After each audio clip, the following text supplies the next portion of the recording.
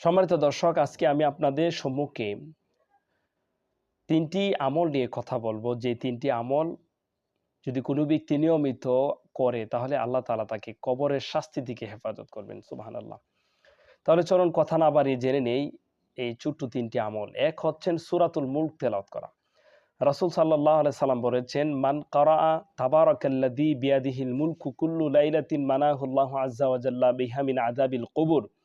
নবী সাল্লাল্লাহু আলাইহি সাল্লাম বলেছেন, যে ব্যক্তি প্রত্যেক রাত্রিতে ঘুমানোর আগে সূরাতুল মুলক তেলাওয়াত করবে, আল্লাহ তাআলা তাকে মৃত্যুর পরে কবরের শাস্তি থেকে হেফাজত করবেন। সাহাবায়ে কেরাম বলেন, রাসূলুল্লাহ সাল্লাল্লাহু আলাইহি ওয়াসাল্লামের যুগে আমরা এই সূরাকে সূরাতুল মানিয়া বলতাম, অর্থাৎ কবরের আযাব থেকে রক্ষাকারী সূরা বলতাম।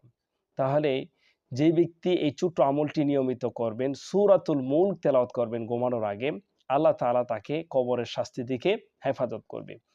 দ্বিতীয় নাম্বার আমলটি হচ্ছেন, যে ব্যক্তি অধিক পরিমাণে আল্লাহ তাআলার জিকির করবেন। নবী করিম সাল্লাল্লাহু আলাইহি ওয়াসাল্লাম বলছেন, আদামিউন আমালান আনজালাহু মিন আযাবিন মিন যিকরিল্লাহ। নবী সাল্লাল্লাহু আলাইহি ওয়াসাল্লাম বলছেন, মহান আল্লাহ তাআলার জিকিরের চাইতে অন্য কোনো আমল কবরের আযাব থেকে অধিক নাজাতকারী নয়। সাহাবায়ে কেরাম জিজ্ঞাসা করলেন, ওয়ালাল জিহাদু ফি সাবিলিল্লাহ, হে আল্লাহর রাসূল, জিহাদও কি নয়? নবী করিম সাল্লাল্লাহু আলাইহি ওয়াসাল্লাম বললেন, কালা ওয়ালাল জিহাদু ফি সাবিলিল্লাহ, না, জিহাদও নয়। এরপরে বললেন, ইল্লা আইয়া দরিবা বিসাইফিহি হাত্তা ইয়ানকাতিয়া। নবী সাল্লাল্লাহু আলাইহি ওয়াসাল্লাম বললেন, তবে যে ব্যক্তি জিহাদের ময়দানে যুদ্ধ করতে করতে বা জিহাদ করতে করতে তার তলোয়ার ভেঙে যায়, তার কথা হচ্ছে ভিন্ন। তাহলে নবী সাল্লাল্লাহু আলাইহি ওয়াসাল্লাম বলেছেন, যে ব্যক্তি অধিক পরিমাণে আল্লাহ তাআলার জিকির করবে, আল্লাহ তাআলা তাকে কবরের শাস্তি থেকে হেফাজত করবেন।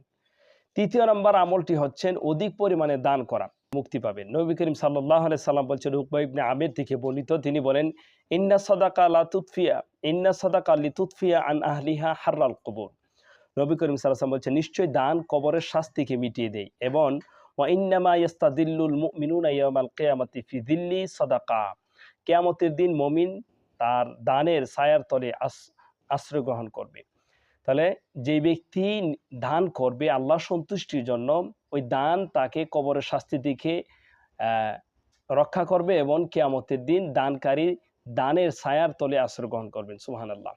তাহলে এই 3টি আমল যে ব্যক্তি করবে, আল্লাহ তাকে কবরের শাস্তি থেকে হেফাজত করবে। এক হচ্ছেন, যে ব্যক্তি প্রতি রাত্রে সূরাতুল মুলক তেলাওয়াত করবে। 2 হচ্ছেন, যে ব্যক্তি অধিক পরিমাণে আল্লাহ তাআলার জিকির করবে। 3 নম্বর হচ্ছেন, যে ব্যক্তি অধিক পরিমাণে দান সদকা করবেন, আল্লাহ তাআলা তাকে কবরের শাস্তি থেকে হেফাজত করবেন।